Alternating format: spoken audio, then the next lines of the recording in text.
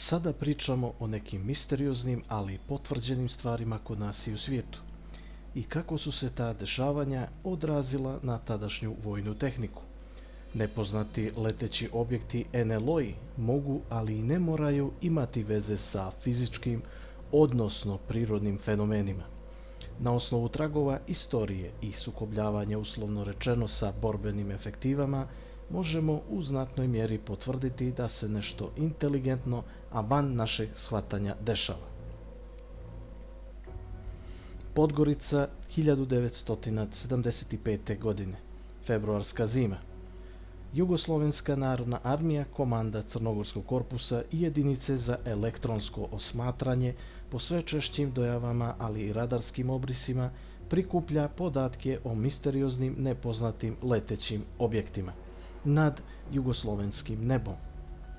NLO se pojavljuje iznad aerodroma u Podgorici, tadašnjem Titogradu, i kreće strahovitom brzinom preko 6500 km preko Jadrana i zaustavlja se u mjestu iznad Čilipa u blizini granice sa Crnom Gorom i Hrvatske ka Dubrovniku.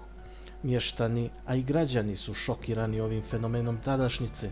Služba državne bezbjednosti, OZNA RSDB Jugoslavije, zatvara komunikacije i eventualno objavljivanje dešavanja zbog javnosti i zbog interesa nacionalne sigurnosti.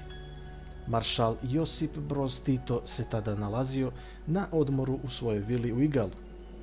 U to vrijeme Jugoslavija je raspolagala sa lovcima presretačima MiG-21 BIS, Galeb G2, Galeb G3, F-66 Cyber, J-22 Orao i jednom eksperimentalnom letjelicom kodnog naziva Novi avion, neborbenog tipa, demonstratorom i radarskim uređajima P-14, P-12, P-15, operativnim centrom Vojin, P-35 Vazduh 1P te AS-70 Stril, koji je još bio u fazi ispitivanja.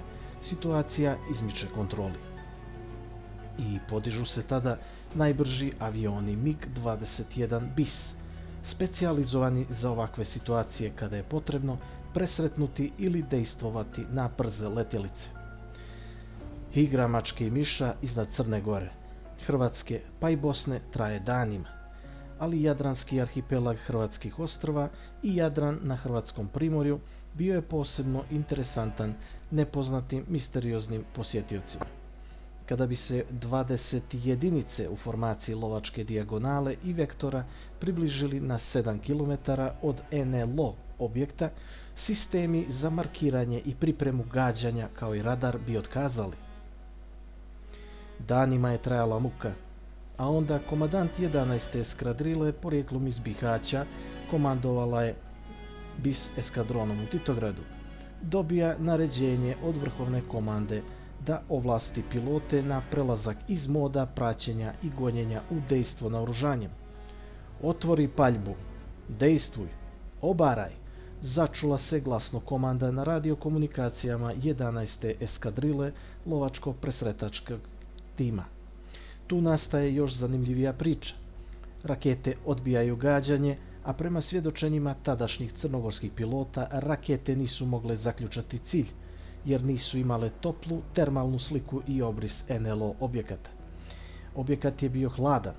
Eskadron BIS-21 MiG kreće na režim bliske borbe preko tadašnjih ugrađenih mitraljeznih topova NR 30 mm i GSH 23 mm sa visokim koeficijentom preciznog gađanja pri velikim brzinama. Ponovo neuspjeh. Objekat je prebrz i za domet nemoguć. Objekat nestaje velikom brzinom, a migovi ostaju u reonu lova bez svoje lovine. Jugoslovenska narodna armija je uvijek podizala avijaciju kada su ovakve stvari bile prisutne, ali ovo se jednostavno nije moglo. Danas, u vazdušnim prostorima bivših jugoslovenskih republika nema mnogo zapisa o djelovanju vazdušnih snaga protiv ove nepoznate superiorne pojave. Postoji nezvanični i poneki potvrđeni indeks pogađanja objekta zahvaljujući velikim brzinama današnjih kompleksnih PVO sistema. Navodno postoji dokument o obaranju NLO letjelice iznad područja Hrvatske i rušenje istog iznad planine Avala u Beogradu, ali sve je to zavedeno pod velom tajne. Šta su radili ovi gosti? Nevjerovatne vazduhoplovne tehnologije na našim područjima ostaje samo da se nagađa. Hvala vam na gledanju i do narednog specijala veliki pozdrav!